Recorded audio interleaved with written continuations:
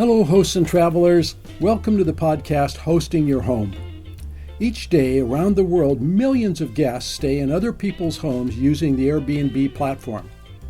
Debbie Herdert looks for stories that come from these connections to share them with you. Now listen in as we hear stories that teach us the human side of hosting your home.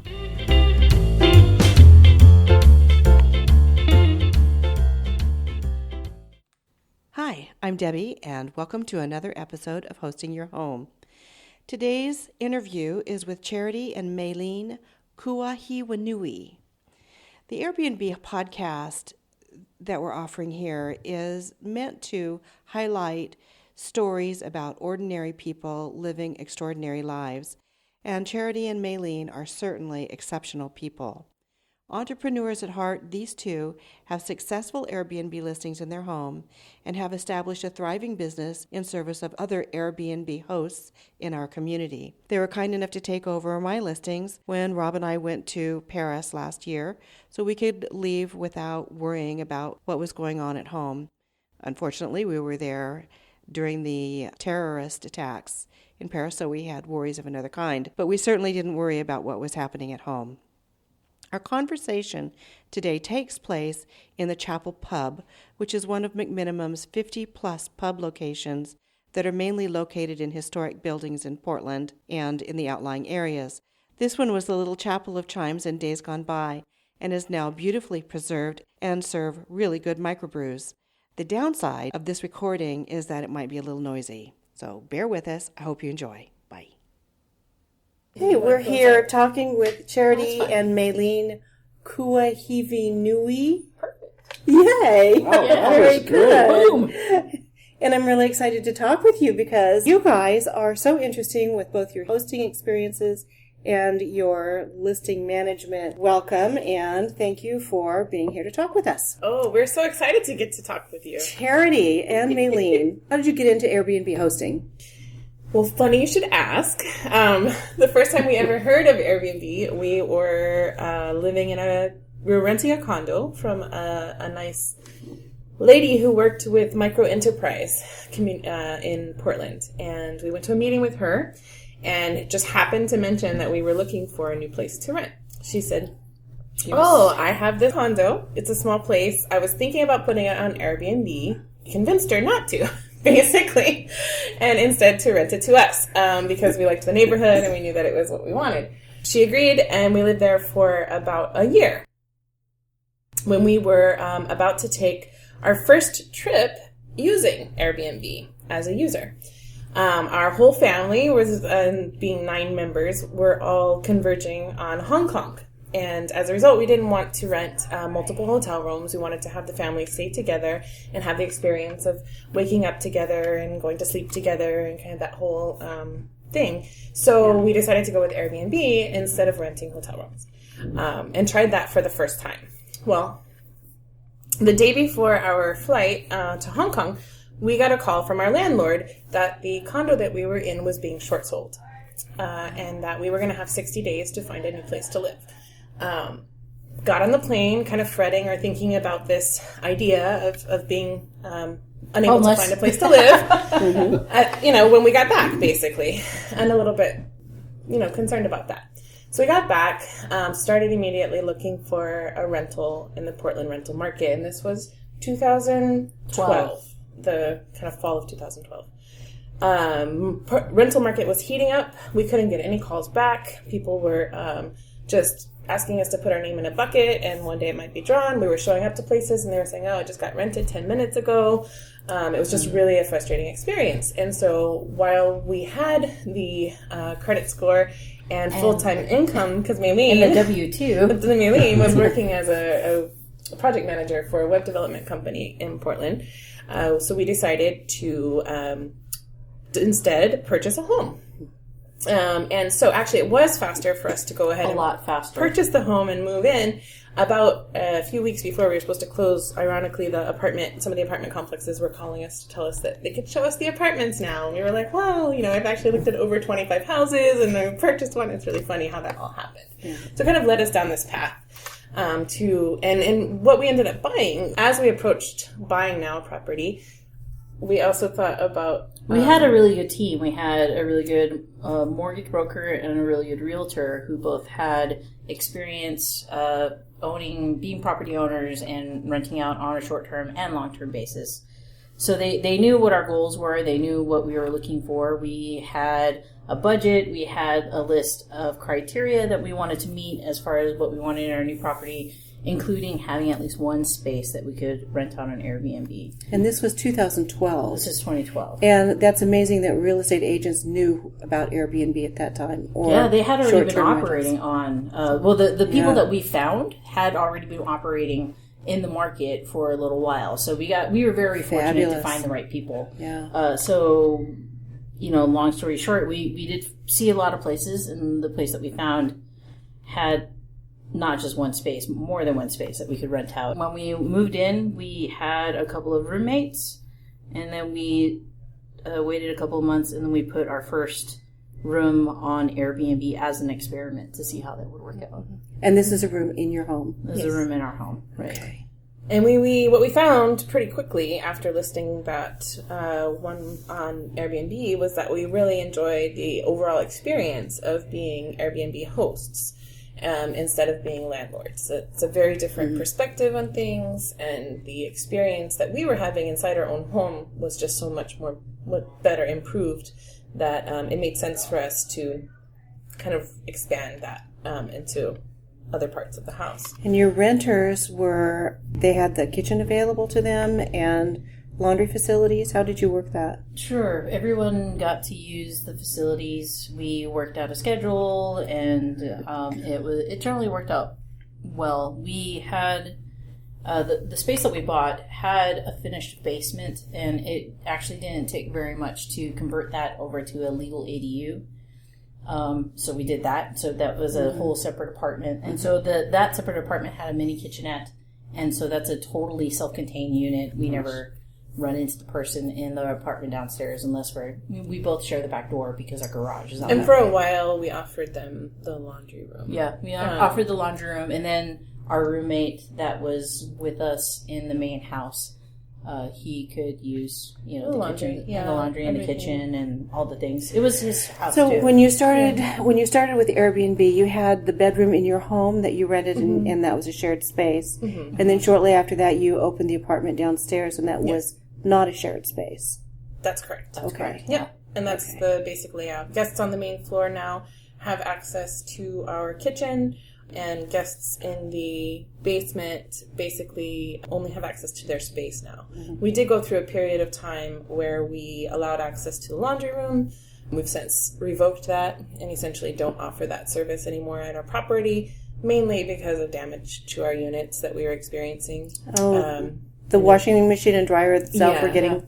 Yeah. Okay. They were being damaged, and we were just tired of calling out for an appliance repairman and knowing that these are very expensive pieces of equipment that our guests can't really be expected to replace with their minimum or no security deposit. I'm also not going to get there with my homeowner's insurance. None of this is going to be covered off, and if it breaks, it's pretty impactful to my overall running of my home. Yes. To me, I feel like it's not. I think there are great options. Personally, by our house, within a few blocks, we have coin-operated laundromats.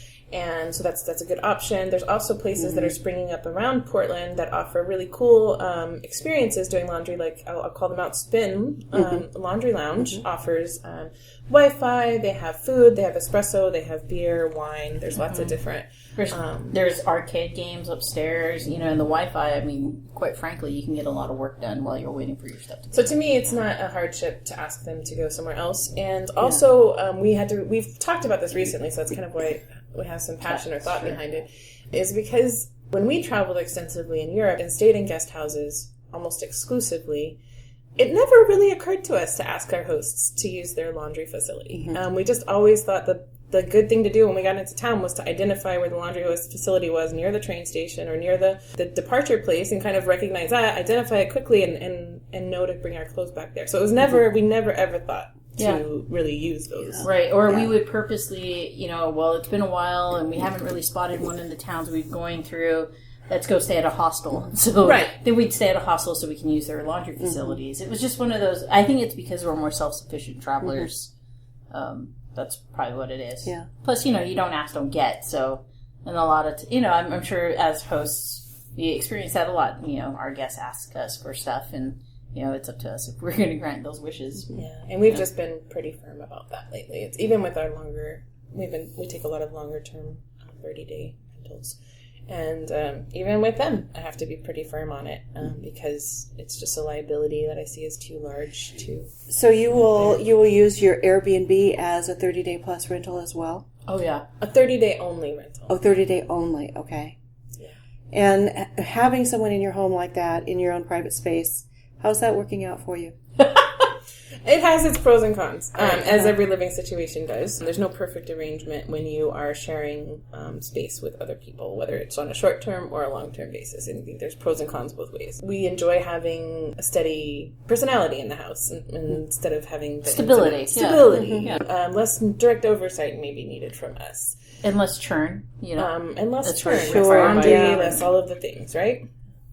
Things that you obviously experience are that at 30 days, it's more like a roommate situation. Once you pass, I feel like once a person passes the 4th or 5th day. Well, I think it's a little longer than that. Okay. But Definitely over a day. week. But the 10th day for sure. They've taken over ownership a bit of the area where they're living. And that's normal, but it's definitely something that happens. So we actually are maybe having a less than favorable experience currently. And so we end up making policy changes. I think it's a personality thing too, right? Like, right away, and when you're sharing space in a short-term situation, and short-term for me means like very short, like less than 7 days or something. That there is definitely an end in sight. And it's not like there's not an end in sight in 30 days, but by the 7th day, you're just like, oh my gosh, there's 21 more days, or, whatever, however many more days there are. Uh-huh. And you're like sense of humor about it. But I mean, it's a thing that you accept as part of the deal of doing this. And I find that the pros outweigh the cons, for sure. So you currently have the apartment and one bedroom in your home that you're renting. Yeah. Now, tell us about Turnkeyed. And for our guests that are listening, let's spell it for them, okay? Oh, sure. TURNKEYED. And our website is turnkeyed.com. Okay. Our business evolved naturally out of us becoming hosts ourselves. And what was the sort of striking point was when we had decided to convert more portions of our house to short-term rentals. Because we liked that experience so much more than being landlords, then realizing that we had booked ourselves prepaid for a Mediterranean cruise that was coming up in like 2 months, basically. Okay. And so coming to the realization that we needed to do something to be able to cover off this, keep our property running in a way that would generate income for us while we were traveling, and cover off all of the cleanings and linens and everything. So we managed to sort of piece together. So we went online. We went to where everybody goes when they go, does this exist? This is what I need. We went to Google and we searched for Airbnb cleaning companies or property management companies or listing management companies or any of those things. And what we found was that one did not exist in the Portland area. Sure.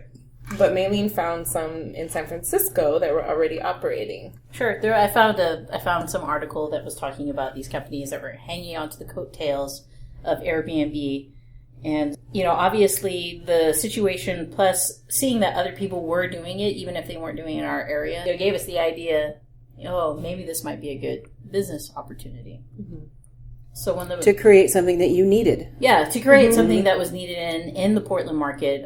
It was obvious that a need was there. I mean, when we first started, there were only 600 listings in Portland, and that was January 2013. Mm-hmm. By 1 year later, we were at least up to 1,200. I think. 1,200. Yeah. And around the same time, as we were recognizing, like when we put our listings up in our neighborhood, we were basically the only ones. It was us and two other people. One was like the Mad Men person in the basement, and the other one was the we're eco-friendly everything house.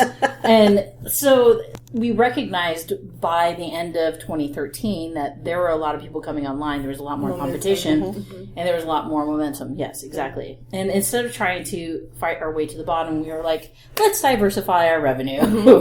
And so we looked at well, there's all these people popping up in our neighborhood. Like, we're going to have to directly either compete with them as Airbnb hosts, in some way for the travelers. Is there a way that we can provide a service to them? that they will inevitably need and want. Right. So then we kind of thought about it that way. Yeah, I think so. I think at first, like, the first reaction would have been maybe to be worried about it. Because I know that we had talked to other people and were like, oh, no, there are more people coming on board. And I think it was just that one little, like, oh, well, we can look at it this way and just maybe this is a market now we can service. That was a big, big difference. But we didn't really do anything about it for a few months. Mm-hmm. And we were volunteering at a conference that was focused on entrepreneurship and getting people started and giving, by the end of the weekend, everybody who had attended this conference would have actionable items that they could do and get going. And in fact, before they even left, they could already have like started on, well, of course, on the networking thing and all of that stuff. So out of that, we were like, you know what? No, this is really good. Go ahead. Yeah, no, I'm keying on to what you're saying because one of the main things that we took out of the conference was from speaker Jada Selner. What Charity started talking about was Jada Selner said what? Take imperfect action. Take some action, even if it's imperfect. And it appealed to us because we're both, in some ways, high achievers, always. But, paralysis by analysis is really a super thing that's happened to us. I mean, we have been entrepreneurs for a really long time, and we're always looking for new ideas. And we would go down these different roads, but this was like a thing that seemed like it made the most sense to pursue. Especially after, and being at a conference like that, it was nice because it was like a mini Shark Tank. Mm-hmm. Once we figured out, and it was very early on in the weekend, and we're like, you know what, this thing that we've been kicking around, we really should try it. So we were pitching the idea to pretty much everybody we talked to. Because everyone, when you're in these networking situations, they're always asking you, what are you excited about? Or what is the thing that you're doing right now? And it's really a lot of fun to hear what other people are doing because you never know. There's always some kind of, I hate the word synergy, so I'm not going to use that word. But there's a lot of energy surrounding a lot of these conferences. Congruity, sure, whatever you want to say, but you hear what they say and you provide feedback, and you never know where that one little ooh, that's the thing, that's the one, that's the trail I'm going to run down.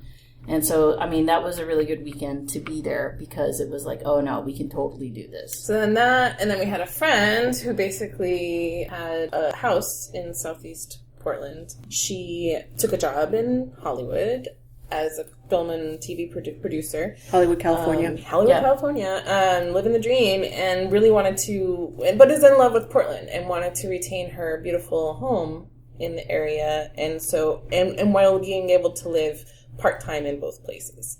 And so, as a result of that, needed someone who could kind of clean her space while she was gone and purchase toilet paper, things like that. So we kind of pitched it to her as an idea, like, let us start with Let us do your logistics while you're gone, obviously. So she was your first host. She was, yep. And then from there, just sort of, we spent a lot of time formalizing processes, working through details, making things we realized how much work we can... We tend to drink from the fire hose, it's true. So when we first started, even though we already had our own lists. We already had all these processes in place for our own home. It was really interesting to apply all of those things to a different home that was, a different layout, different place, all the things. And so for the next few months, we were just running through and trying to best understand how to handle running a business in this way. So you started out with the cleaning process, if I got that right. And then you moved into some of the meet and greet. Mm-hmm. Yeah. And then I know that you also do some consulting with people for permitting. Mm-hmm. Can you just kind of walk us through what all you offer? What do you offer for local hosts? We offer a menu of services to our hosts because we recognize that each hosting situation is different. Some people just need someone to come in and clean while they are working a 9-to-5 job and they can't get away during the day and they want to be able to accept back-to-back bookings or maybe be able to have a life when they come home and they're exhausted after working so long. They don't want to go ahead and clean that space. So we just offer basic cleaning services. We can also, and then on top of that, you add linens. And so another...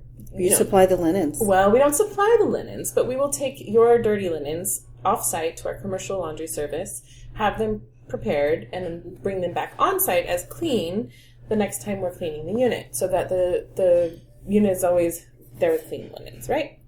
But we have some hosts who prefer to do the linens on their own, so we're able to accommodate all these different scenarios. So the permitting, that's another thing, consulting on startup as far as...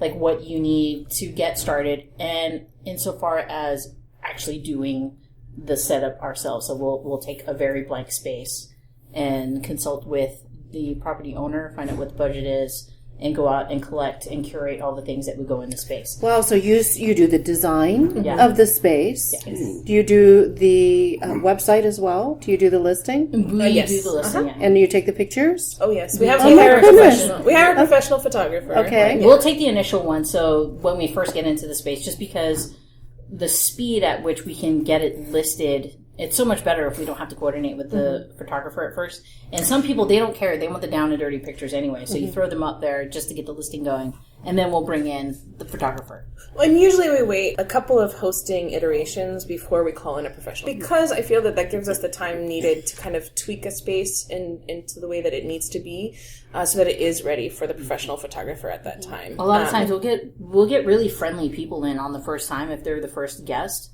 and they're more than happy to provide feedback. Wonderful. As far as like what they felt was lacking, where they thought we were strong.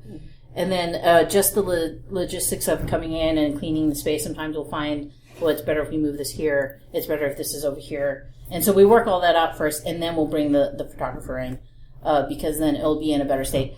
The way that we, and I say we, it's the royal we, I really mean Charity, approaches like each of the listings is that she actively manages it. We actively manage all of our listings. So Charity is always in there. It's a living document. Each of the listings are a living document. We've worked with some... What do you mean by that, a living document? It is never static. So there's not going to be this like, version of the listing where it's going to be absolutely perfect and we're never going to touch it again. So you're continually tweaking it. We're continually tweaking it. And we suspect that's part of the algorithm. I mean, everybody thinks they might know it's part of the algorithm, but I mean, we've had anecdotal evidence at least where we just tweak a couple of things and then on a listing that's been kind of slow and dragging, nothing's happening. And then we'll change a few things, and all of a sudden, we got 2 bookings. And I think it's because things that are actively managed, they can tell that somebody cares about the listing, and it doesn't just throw it up there and forget about it. And so...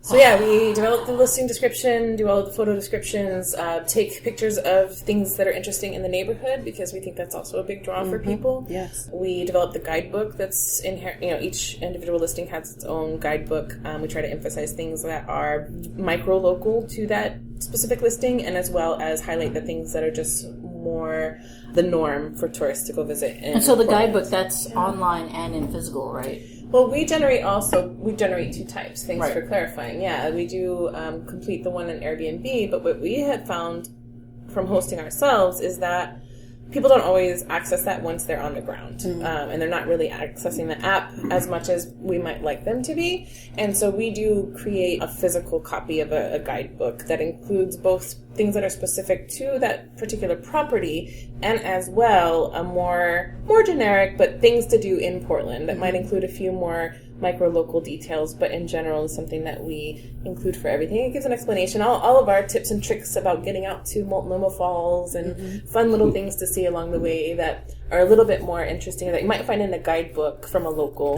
And we try to make it give them a little bit more detail. Or like, if you don't want to wait in a line, go to Voodoo Donut too, and that's a little pro tip, that kind of thing. Right. We think people value. So as listing managers, how many listings are you managing right now? I hate to give a number, and I'll tell you why. Because we're bringing on new ones every week that I can't actually give you a solid number. Okay, all right. Can you give me just like a general, 20, we 30, have 40? We are helping probably 1% of the market right now. So that's assuming that there are around 3,000 listings in Portland. And understanding, some of our clients that we have right now are different from the ones that we had last spring, which is even different from the ones we had last summer. Everybody's fluctuating. So as people buy and sell their properties, depending on their specific needs. In their specific needs, some people are like, I'm not going to work. That's it. I'm having so much fun doing Airbnb. I quit my job. Yeah. And I am doing this now. Right. And you so hear that a lot. A couple of our clients have actually become competitors. Now they're doing the listing management thing, and they're drumming up new business. So it's been kind of an interesting market to be in, and especially this year because we've been in long enough and we have enough traction online, I think, and we've had enough presence that more people are finding us online when they're doing the searching. As far as I know, there's only a couple of outfits or maybe 3 outfits in town, right?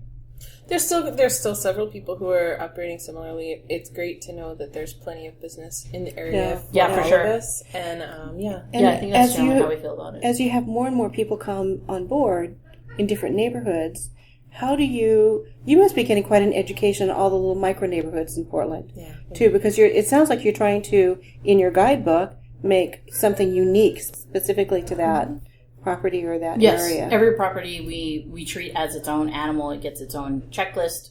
It gets it, like when I say checklist, I mean the cleaning checklist. Especially when we take over a property from someone who is already operating, and then they give it to us. So they already have like set ideas of how they want the space to be set, right? And so we're trying to be. we want to honor that. We want to honor. Thank you. That's the word I was looking for. We want to honor those wishes. So we try to get all of that done too. So our site-specific checklist helps us replicate the same guest experience when they enter a space, and it helps us ensure our hosts feel like their general approach to hosting has been fulfilled. It's been interesting to me as someone who travels on Airbnb as well to note some of the changes that they've made. They make changes. It seems like about once a week in the app, and I notice different shifts and different things that they're doing. One of the things that I noticed as a traveler were some of the more interesting questions that they're asking them in traveler feedback that I, as a host, only would not have known.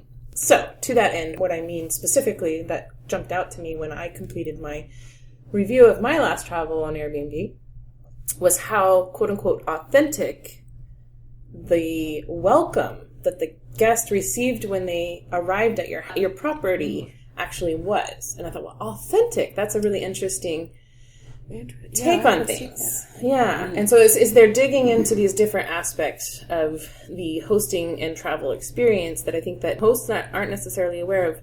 We try to give that authentic experience. Even though we are a management company, we feel like we are not running the Marriott of the world. Every location is very specific, and we try to honor that and let that host's own personality shine through. So we don't make any sort of blanket statements about must-dos, or each site is very specific, and we try to work within those constraints to provide guidance that will give the guest, upon arrival, a unique and satisfying sort of travel experience. Yes. Use the Airbnb dynamic pricing. I just started on one property because I want to see how you're that testing goes. it. Yeah. And for future, what are your plans? Where are you going? What's next? Are you thinking about taking this outside of the Portland area? Yes, I think the next place that we're looking to take this we're actually looking to try to move to the Big Island of Hawaii. To the island of Hawaii. Hawaii, okay. They have a ton of hotels on one side of the island and not a whole lot going on the other side of the island. So I feel like our business model is not unique. It can be repeated anywhere. In fact, I would encourage other people, if they're in their own towns and wherever they are, if this is something that's interesting to them, they should definitely look into doing it. If you already enjoy the experience of running a short-term rental or vacation rental, then it seems logical, like the next logical step, right? Excellent. Well, I'd like to close with a question. Sure. I'd like to hear your story about one of your most favorite experiences, either as a host or a guest or a listing management person. Oh, there's so many different positive experiences. I feel like I just keep going back to hanging out in the backyard with one of our guests. It was our students who were from Germany, and so we had a great cultural exchange even, because then we learned more about the cultural German education system, higher education system, because both of these students were in college in Germany, and they were here for experiential learning. It was great. Yeah, it was so interesting, especially given the light of the current politics and whatnot. But what was really interesting was one of the students talking about it was so hard. Her mom had to put her brothers and sisters through college, single mom all by herself. And we're like, oh, that sounds so tough. And she's like, yeah. And so it was like, oh, so how much does it cost for you to go to school per term? And she said, well, basically per semester, it's $600. Yes, 400 to 600 normally. Not 400 to 600. No, and that's just for the fees, and that includes her room and board. Room and board. Oh my goodness! Because she's not paying for her education itself. That's fantastic. And so, you hear that, and you're like, oh my gosh, no wonder you're going to beat us in the future. Like there's this in Germany where a single mom with multiple children can put her kids through college. Could actually have a lawyer. I think one of her brothers was like a lawyer. Yeah, one of them was a doctor. And she was going to be a teacher. Right. So they were like, a single mom could put 3 kids through university and they come out and do amazing things with the world. Yeah. And so that was nice. Like it was a good exchange for all of us to have. Yeah, until all the American students, all the Americans who had paid for college, who are still paying our student loans. Paying the student loans, like hearing $600 is just like what? And it was amazing. Like it was a really. I do remember that time too. That was really great. Nice. And then I think the neighbor came over. And decided to hang out too. Yeah. So we had guests and we had some friends, and then the neighbors came over. So it was like we were having this idealistic backyard thing that. That doesn't happen very often. No. That's very cool. Yeah. Well, thank you both. That's really fun. Fun interview. Appreciate it. Thank you. Thanks. Wow. That's an episode that makes you want to take notes, doesn't it? There's so much in there to learn. Maylene and Charity are so experienced in this industry. They're really, really good resources. So I suggest that you remember when you're stuck that you don't need to be stuck, and that there are resources out there. Go to our website, look at the notes there, and contact turnkeyed.com when you need some help. Thanks for tuning in, and we'll talk to you soon. Go to the show notes at our website, hostingyourhome.com. Also, leave us a note. We'd like to hear from you.